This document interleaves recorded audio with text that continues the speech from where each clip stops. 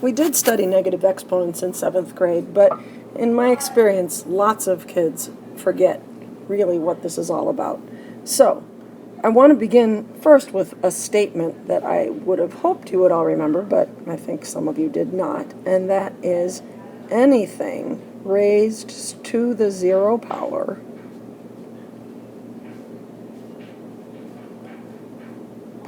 of 0 always equals 1. This follows here's one way to think about that talks about the laws of exponents, x to the 5th divided by x to the 5th. Well, you know long ago any number divided by itself is equal to 1. You also know that the exponent rule, or the law for division, is that you're subtracting your exponents, which means that this is equal to x to the 0. So from that, this is an illustration of what we call the transitive property.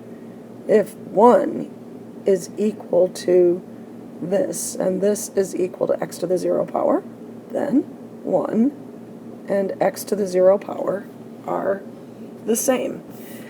What's tricky about this unit is that, what's fun about it is that you can think about it using laws that we already know. That whole chart for the laws of exponents that we've all memorized way back in October probably is still in play here. And you also can use your common sense based on the following idea, just on the idea of powers. And so let's just figure out what it means when there's an exponent that's negative. We know that 2 to the 1st power, Mary, we know that 2 to the 1st power is 2, and 2 to the 2nd power is 4, and 2 to the 3rd power is 8. Every time I'm multiplying it by another 2. So as I move to the right, I'm multiplying by 2. Well, by that token, if I'm moving to the left, I'm dividing by 2. 16 divided by 2 is 8. 8 divided by 2 is 4. 4 divided by 2 is 2. 2 divided by 2 is 1, and here's that 2 to the 0 power again. I'm still moving to the left. 1 divided by 2 is 1/2. That is, you can see the pattern here. It's going down. 4, 3, 2, 1, 0, negative 1, negative 2. 2 to the negative 2 power would be 1/2 divided by 2, which is 1/4. So you can see that 2 to the negative 1st power is equal to 1 over 2 to the positive 1st power. You can also see that 2 to the negative 2nd power is equal to 1 over 4, which is also 4 is 2 to the positive 2nd power. So, one point I would just like to make right here, and that is that negative exponents do not make for negative numbers. They make for numbers that are small, between 0 and 1. And the other thing I want to say is that you might notice that 2 to the negative 2nd is the same as 1 over 2 to the positive 2nd. If I continued the pattern above, 2 to the negative 3rd would be the same as 1 over 2 to the positive 3rd. And in fact, this is the rule for negative exponents. Expressed algebraically, a to the negative nth power is equal to 1 over a to the positive nth power. In other words, if I say x to the negative 3rd, that's 1 over x to the positive 3rd. The corollary to this is also true. I'm a little bit out of room here, so I'm going to erase this example. Corollary meaning the related rule.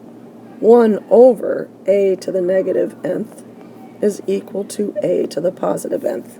In other words, if it's a negative exponent in the numerator, it's that same number in the denominator. 1 over that number raised to the positive power in the denominator. If it starts out negative in the denominator, you can make it positive in the numerator. When you combine this idea with the laws of exponents, you can find ways to simplify, actually multiple ways to simplify expressions that have negative exponents.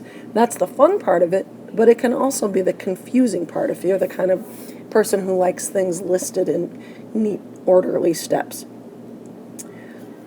So, let's talk about some specific things that come into play. For one thing, when I say the laws of the exponents, that's what I mean. Like when I'm multiplying, I multiply my coefficients and I add my exponents.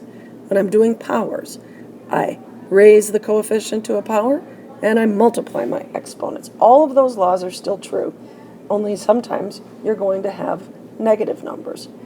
So, for example, if I say x to the negative second to the negative third, it's really something you already know. It's x to the negative 2 times negative 3, or x to the 6th. And by the way, an expression is not considered simplified until you have taken care of all of the negative exponents.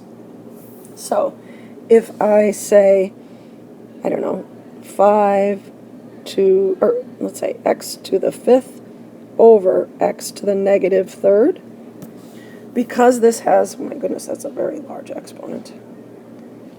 Because this has a negative exponent in the denominator, that can't be. So I can think of this in one of two ways. I can either think of my laws of exponents, meaning that when I'm dividing, I subtract my exponents. So x to the 5 minus negative 2 is equal to x to the 7th. Or else I can think of this problem as x to the 5th times 1 over x to the negative 3rd. And I can see that if it's negative in the denominator, I can make it positive if I put it in the numerator. So that's x to the 5th times x to the, oh, excuse me, I see something, 3rd. And that's x to the 8th. I changed this inadvertently up here. I should have said minus negative 3. That's what the problem was. And so when I do that, I add my exponents, and that gives me x to the 8th. Neither one of these is a better way to do it. It's just important to recognize what the answer should be. If I reversed this and I had it x to the negative 3rd on the top, let's make that a little neater. X to the negative 3rd on the top and x to the 5th on the bottom. When I bring the x to the 3rd to the bottom, I do need a 1 on the top, x to the 8th. And the other way to think about that, here I just moved the 3 down here, x to the 3rd. I could also say x to the negative 3 minus 5 is equal to x to the negative 8. And x to the negative 8th is 1 over x to the positive 8th. Here's something that can be a little bit confusing as well. If I say 3x to the negative 2nd, what's being raised to the negative power is just the x, not the 3. So when I put it in the denominator, the 3 stays in the numerator, and this is x to the 2nd. Note the difference between that and this.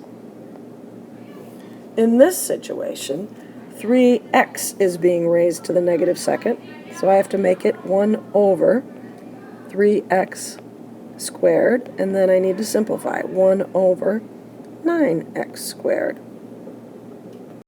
Notice when I have numbers, and so the early parts of your problems are going to be like this. It's like if I say 3 to the 7th times 3 to the negative 9th. 3 is the base. It's not a coefficient. It's like x. So that if I could open my accordion, I would see that this is 3 to the negative 2nd, or 1 over 3 squared. In other words, this means 3 times 3 times 3 times 3 times 3 times 3 times 3. And since 3 to the negative 9th is 1 over 3 to the 9th, the denominator would be 9 threes.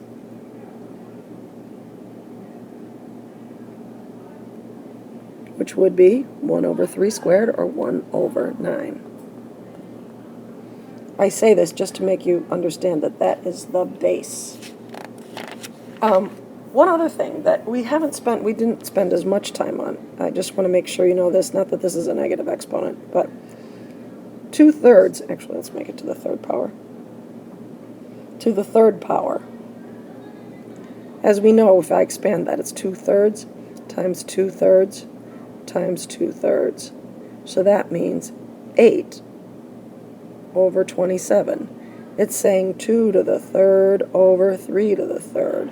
By the same token, if I have x over y, let's say x squared, y squared, to the negative third power, following my laws for exponents, I multiply x to the negative sixth over y to the negative sixth, and now I can't have negative exponents. Since this is negative in the numerator, it becomes positive in the denominator, and vice versa.